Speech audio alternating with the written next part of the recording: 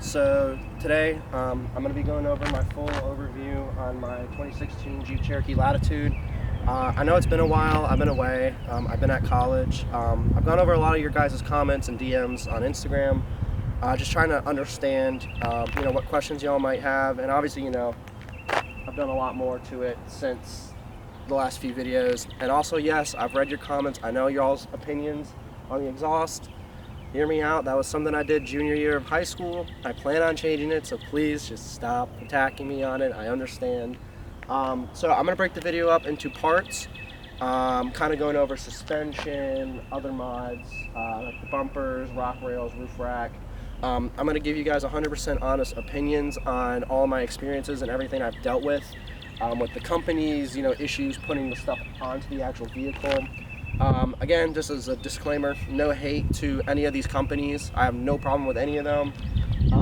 It's just, my experience with them. So I hope you guys enjoyed the video, and I hope that you guys can find this information useful. So the first segment here, we'll get into wheels and tires.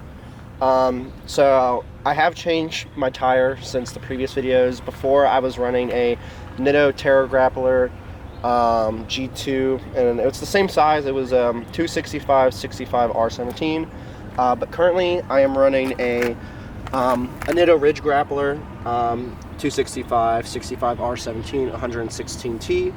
For the wheel, I am running a KMC XD 818 heist Satan Black 17x8 5x10 110 35 millimeter. As far as I know, these wheels are discontinued, which sucks. I do plan on actually switching out my wheels here soon, just because I have damaged them a little bit from off-roading, and I'm just not the biggest fan of them anymore. I got them when I was in high school, and they were, what I could afford at the time. But now that I'm able to spend a little bit more money, I plan on upgrading these here soon. So yeah. Also, just a quick note, I forgot to mention, I do have the MFC rear wheel centering kit. Basically what that means is when I had these tires put on, the wheel was pulled forward, so it was really close to here or there. So that rear wheel centering kit, basically what it does is it just helps bring the wheel back. Obviously not enough, but it's as best as I can get it. So that's what that does. I just forgot to mention that real quick and wanted to let y'all know about that. Just a little side note, I am running a little wheel spacer in the back. I am going to be 100% honest, I have no idea how thick this wheel spacer is. This was just put on here just because the tires were so underneath my car, so this just gives me a little bit of space for my tires to stick out more. And no, this is not like Bora wheel spacers or anything like that.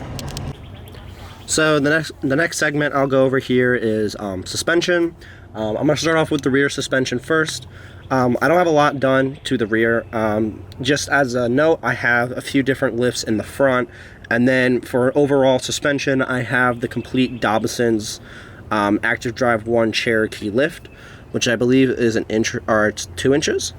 So right now, I'm just showing you all the rear, and as you can see, I just have the spring here, and that's all I really have for the lift in the rear. It does a pretty good job. I used to run the Hazard Sky 1.5 inch spacers also in the rear, but that actually ended up causing a lot of issues, driving performance wise, everything, throwing error or throwing codes, all that, etc. So I actually had to end up taking those out. So I just went ahead here and just kept the spring in the back and lifted the front as much as I could. I also just have the Dobinson shock as well that comes with the kit, that's also in the rear here. So nothing too complicated here in the rear. This is just the left side here, and I can show you the right here if y'all want. There's the right side. It's a little bit dirty, I haven't really cleaned it. So yeah, there it is. They do bend in like that, trust me. That was my question too when I first when I first got them put on. I was like, should they bend like that? And they're like, yeah, it's fine. And I can also show y'all here. I'll come around here, come over here to the tire. This is just, oh, let me focus that. Just the Dobson shock right there, nothing fancy. I am planning to get Fox shocks at some point. I just don't have the money for that right now. So that's it for the rear suspension there. So now we're going to be onto the front here. The front's a little bit more complicated. So I'm going to go over this as best I can. So in the front, I just have the Dobinsons strut with the spring on it. If you can see right here behind this line, if I can point to it, behind this line here where my finger's pointed, I don't know if it's in focus or not, so sorry if it's not. That is the Hazard Sky spacer right there. I believe that's an inch or 1.5 inch, like I said before. And that is one of the body lifts I have. And then up top, if I point this up here, let me move this, point this up here. So up in there, on the top of the spring up in there, I have a MFC 0.5 inch spacer.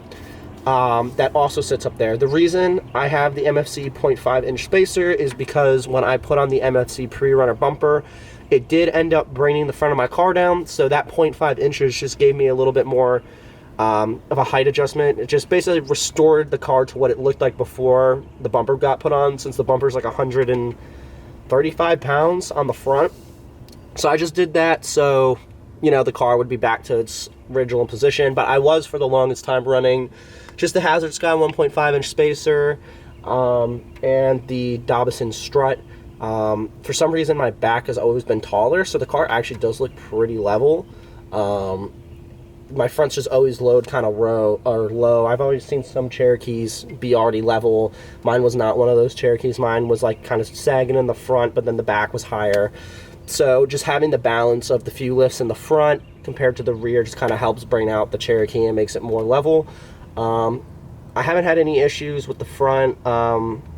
The front, mainly the back was the issue. I do have slight camber in the rear and the front, not noticeable, not a lot. It doesn't really cause any problems.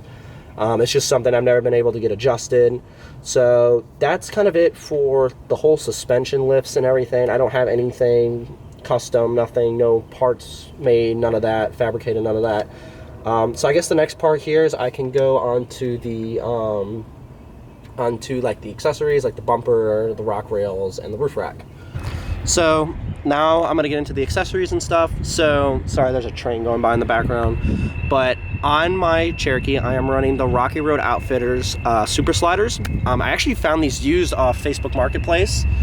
I got a really good deal on them, so I didn't have to pay full price, thank the Lord, because those were like, I'm pretty sure new, they're like $800. And don't worry, in the description below I'll have all my parts listed and all that stuff for everyone who's interested. So I'll show you how they mount, but just like giving a little demonstration, they're really sturdy. I mean, they're solid steel, like they're not gonna, like I can literally shake the whole car. You know, I can stand on them, I can literally jump. I'm like 180 pounds, and I mean, it's not gonna do anything to the vehicle. So I'll show you how I mounted those real quick. So now we are here on the underside of the rock rails. Basically how these things mount is, this is the pinch weld right here, and the rock rails basically just line up flush with the pinch weld, and you have to drill through your pinch weld and put a bolt through, and then just put a nut on the other side. Keep in mind, it does take a while to drill through and put in. It is kind of difficult. It took me probably 2 hours to do, so it wasn't terrible, but definitely could have been a lot easier. So just make sure you have a few drill bits and everything. And this is the first mounting points, and you can see they just go all the way along up and down here, underneath the rails here. And then I'll show you how it mounts on the upper part, because there's 2 mounting points. So the second mounting point here is on I guess, I don't know what you would really call this, but there used to be a trim piece here, just like this here, that would come down further.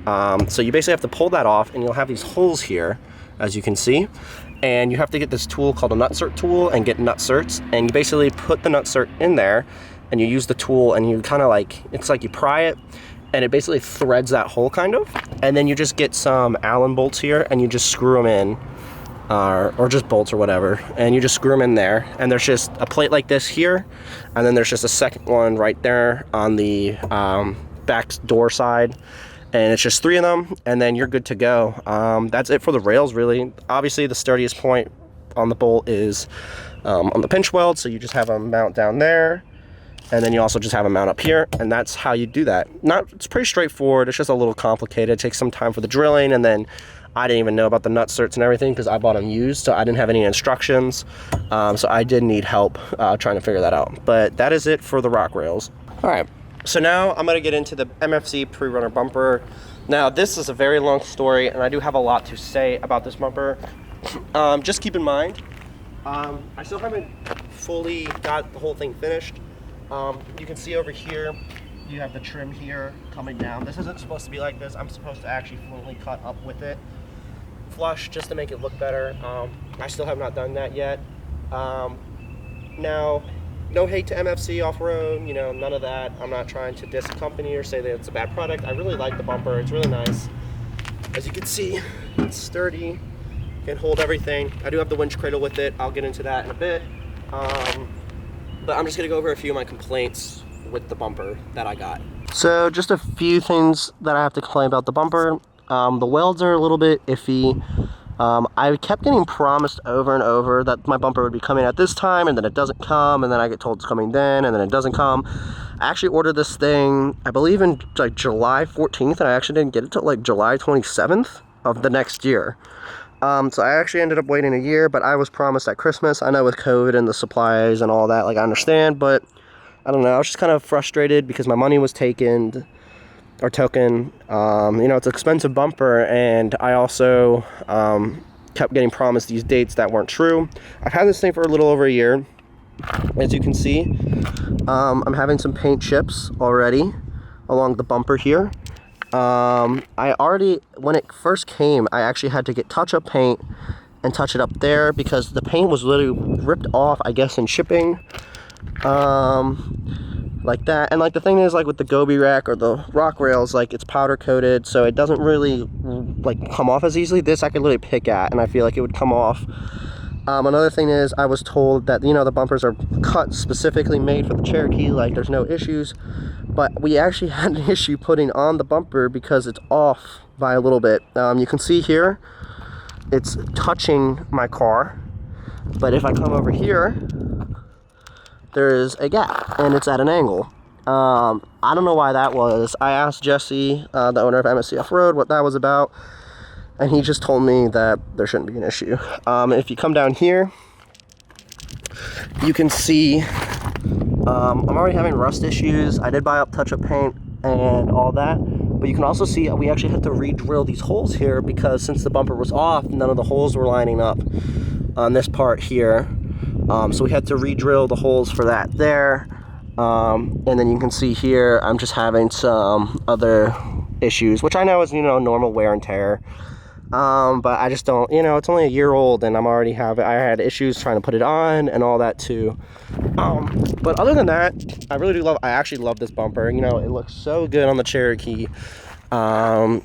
It changes the look completely. You know, I have no other complaints with it other than just the fact, you know, some of the minor issues that I had.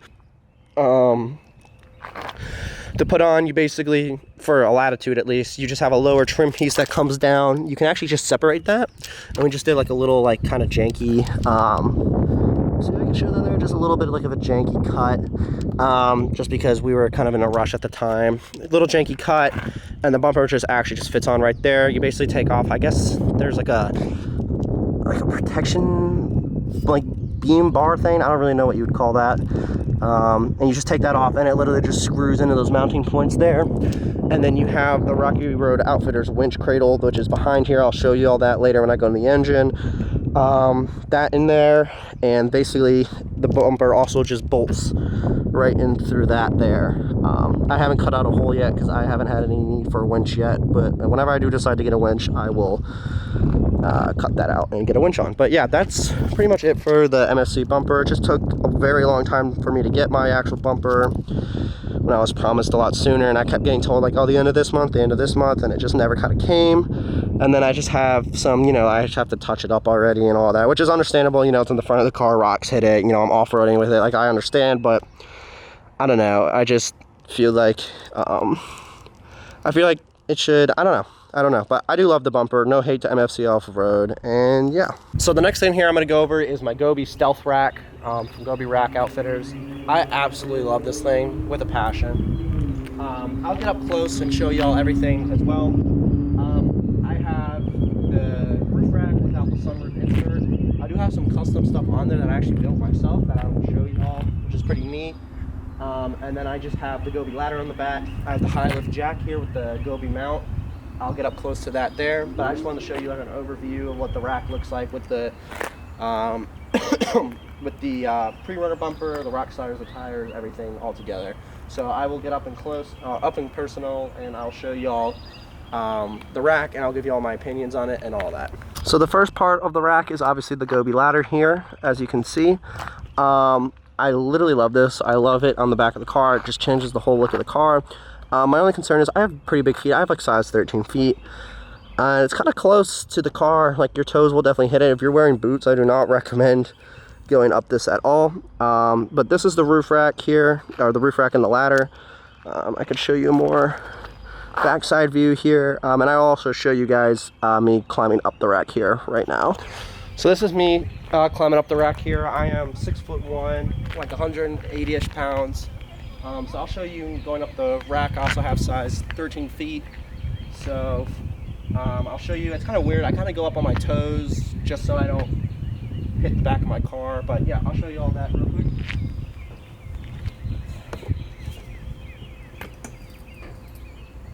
So now I'm on top of the car, and then I'll show you all going down. It's kind of a weird foot placement. I kind of put my foot here on this where this light fixture is supposed to go, but I don't have any lights on the rear. I kind of just step down like this, and then I kind of wait to feel for this like bottom plate here, and I just kind of step down like that. So definitely if you're taller and you have a bigger lift and bigger tires, being taller definitely does help with the ladder. So the next thing I'll go over here is just my high lift jack mount that's mounted in my roof rack. It's the Gobi mount, so it comes with these caps here, and they're locking caps, so no one can come and steal, you know, your high lift off your car. I bought the bracket from Gobi. As you can see here, it literally just fits around the top there, and then around the bottom, and you have a bolt, and you just tighten that, and then that's what tightens it to the rack, so it doesn't move anywhere. And then it just kind of sits on there, and it's very sturdy. You know, shake the whole car with it, no issues. So that is the high lift jack mount there, and I will show you my other custom mount that I also have on here. Anyway, so some of you might have been wondering what these pulls are here.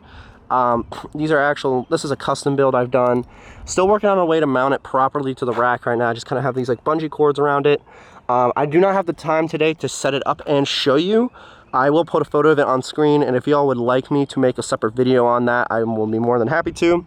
But basically what it is, it's a hammock mount to hang a hammock off the side of my car, because I like to go out on like the Blue Ridge Parkway and other stuff like that. Basically what I did is, it's a little ghetto. It's the best way I could figure out for now. So I just have one hitch receiver with a big, really sturdy bolt here that runs through the rack, and then I have a smaller hitch receiver here with just like a cottering pin, and you basically slide the pole on it, then you run the bolt, or you run the cottering pin through the hole there, and then I just have another hitch receiver all the way there on the back, and then that fits on there, and then it basically just runs straight off, rests on that there, and then hangs off the side of the car. And I just put these here as protection, just so I don't, you know, scrape up the roof rack there. So that is kind of it for the roof rack. Really love this thing. Really would recommend investing in it. It is definitely worth your money. Also, just for a quick note on the back here, that's how the roof rack holder holds it in place, just for that. And then the bar just kind of rests on the actual thing there. Just another little accessory I have here is the MFC gas cap. It's all right. I like it. It's already, you know, it's rusted. I've had it for a while. Just adds a little bit more of aggressive look to the Cherokee, makes it look a little bit better. So yeah, it's a worthy investment. I really like it. I think it fits well with the rest of my car here.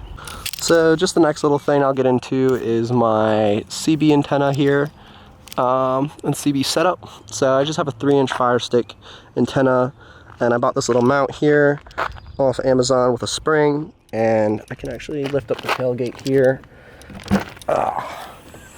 So basically it just mounts right here. I just got tap screws and it goes in there, run the cable in through there, and then I drill a little hole, and then it runs all the way out through the bottom of my car, up into the CB, which I'll show y'all where that goes into. I just have my CB radio mounted right there, and then I have the the actual like thingy right there, the microphone right there. And basically how it's wired is it just runs up through here, behind there, and it actually goes into my taps there. I just tapped into my windshield wiper fluid, and that's how my CB radio is powered.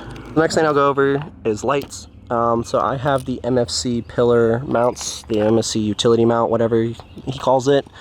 I've always had issues with these things. I don't really know why, they just never stick. It's also literally caught the hood of my car and ripped the paint off before. I also bought the MFC cubes with it, and all of my MFC lighting products have gotten water in them or moisture. So I just have these spotlights here, and same for the other side here. I'm also having moisture buildup, and I'm also having issues with the mounting for some reason, don't know why. Luckily it hasn't caught on this side of the hood.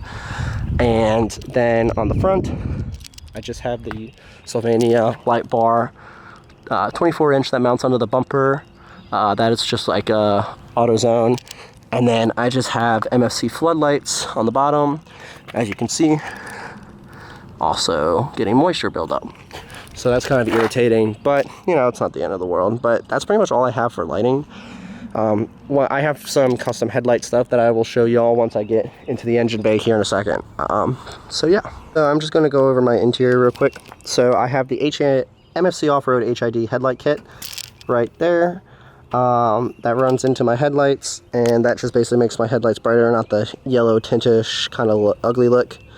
So that's what I use, and it's also mounted over there. I just have a K&N cold air intake that I have mounted right there. Since the pre-runner bumper, the air intake sits down low, and I didn't really like that. And then I just have the MFC performance strut there. As you can see, just right there, I can just pop that off, and that is mounted right there. And then I just have the wire running for the lights, the cube lights here. Just a quick note, I do have to move the cube lights up to open the hood without it catching.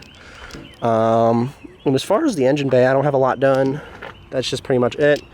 I do have a question though. If anybody has a solution for this here, please let me know, because I can currently not go through any water just because of the wide open hole. I do have like one of those bags to keep water, dirt, sand, all that out of my air filter and my intake. But if anybody has a solution with the MFC bumper on how to fix this issue without having to buy the snorkel, please let me know. But that kind of concludes the engine bay there. Some just other interior modifications, not a lot. I have the MFC limited edition 6-switch cubby panel. Basically just had to slowly cut this out, relocate the media tank, the plug-in area, that rests there, and then I have all my plug, my voltage, etc. As you can see, I have the CB microphone right there. And then I just have LEDs installed just to make it a little bit brighter in here all around the car. And then I just have my CB right down there by my leg. And that's pretty much it for the interior. And then I just have, like, you know, WeatherTech floor mats and stuff like that.